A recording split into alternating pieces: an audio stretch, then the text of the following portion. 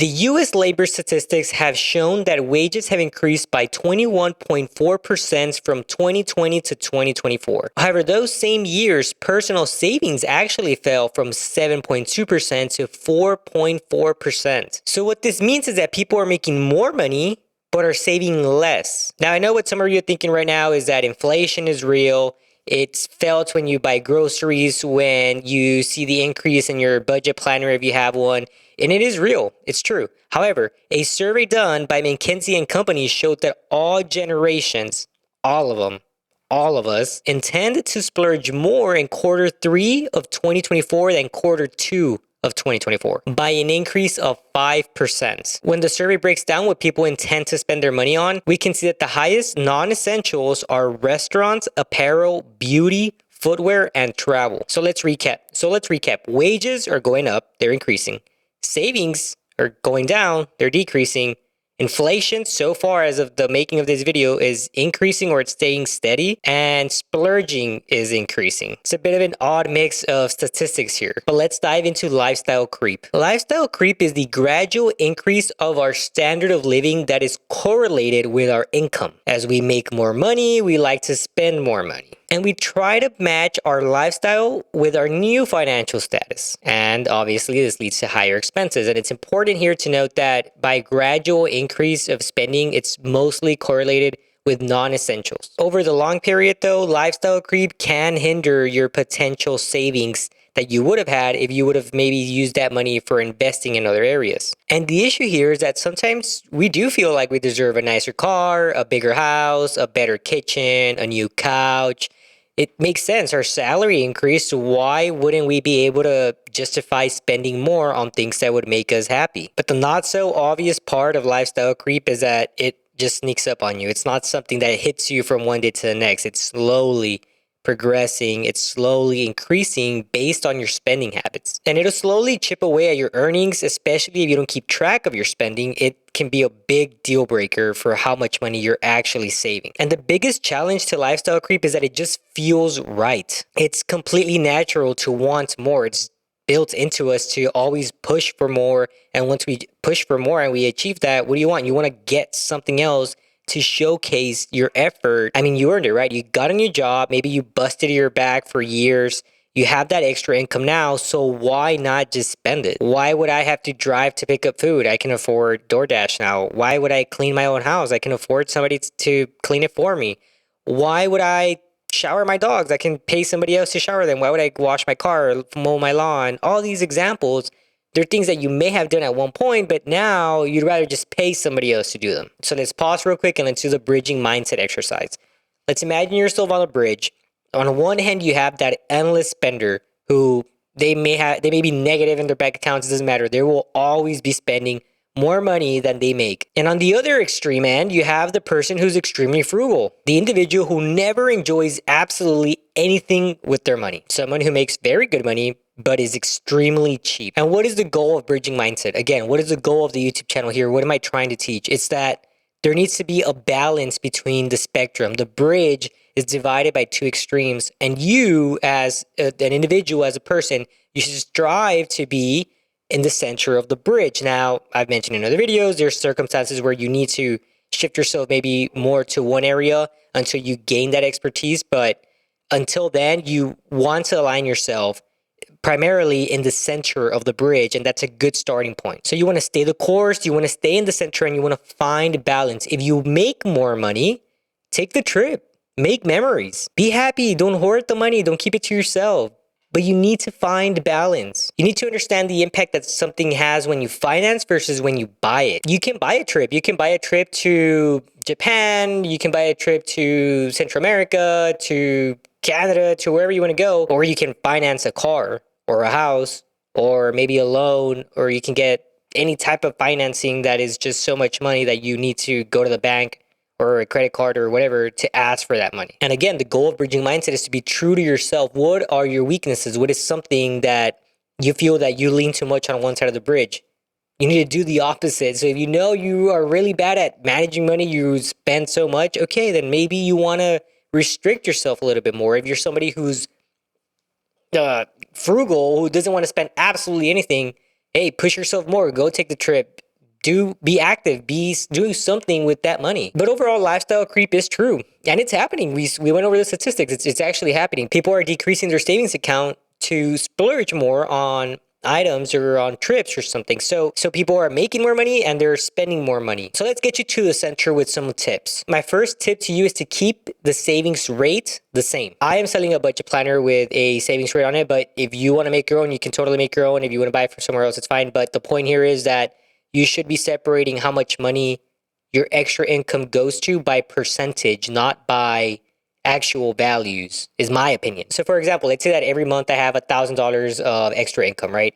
Well, on the calculator, I want to make sure that 40% of that extra income goes into, I don't know, maybe stocks. So if it's $1,000, then 400 would go directly to stocks already. And then maybe 40 goes into, I don't know, student loans or something else that you want to pay off the principal faster, whatever it is.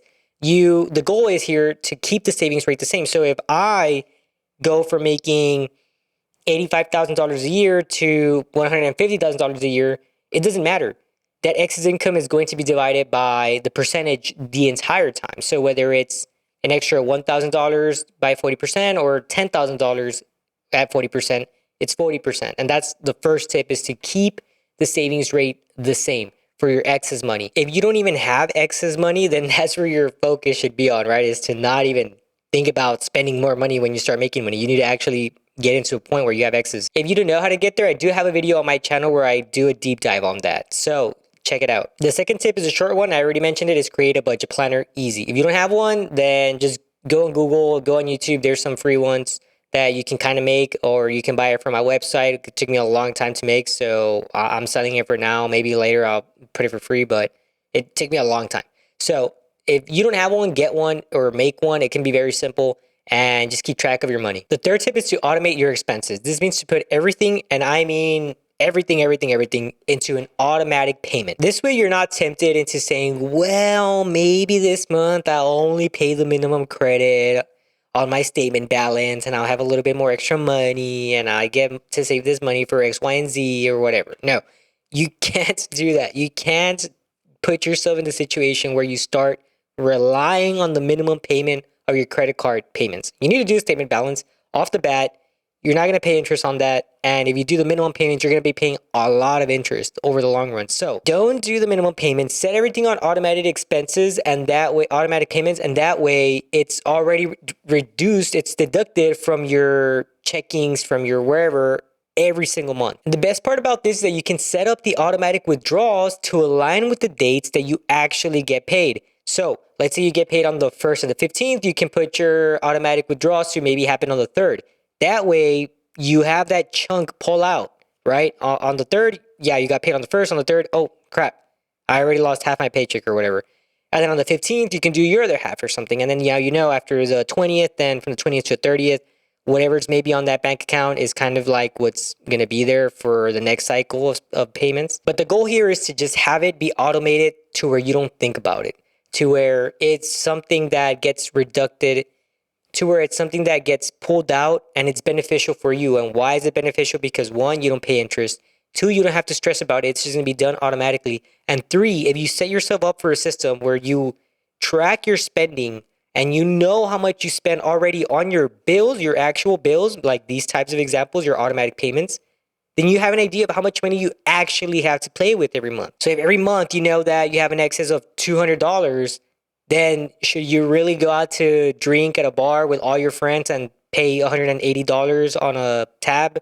Probably not, right? Because you're very restrained. But keep an eye on that. If you don't have it set up, go now. I would suggest you set up your automatic payments. If you absolutely can't do the statement balance on your credit card because it's at $50,000 or $10,000 or $5,000, whatever, and you just don't have that money to pay off the statement balance and you have to pay minimum, I would suggest just paying more than the minimum at least, so that you're not in an endless cycle of paying interest. Tip number 4 is something I mentioned briefly, but it's something I really suggest, is that if you're not banking, if you're not making, $300,000, $150,000, $200,000 a year, whatever you need to be happy, then I strongly consider, and this is just my personal opinion, is to spend on experiences and not so much on financing. And what I mean by that is, if you already have a good car, if you already have a good house, I don't see the point and just putting yourself in a situation where you're going to have a larger monthly payment on a car, on a house, especially now that the interest rates have gone up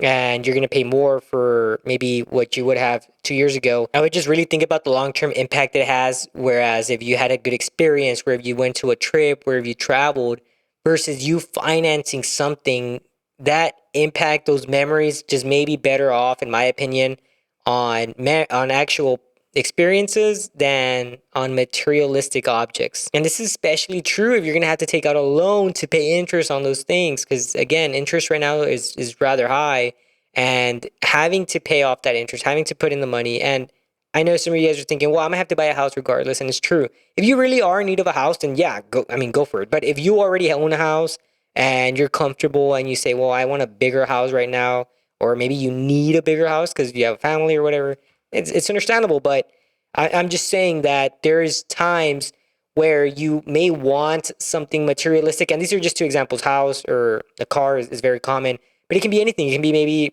a new wedding ring. Maybe you want a new wedding ring for your spouse, and you need to take out a loan on it or something. I don't know. Something crazy like that, right? Or it can be a loan for something else that is materialistic.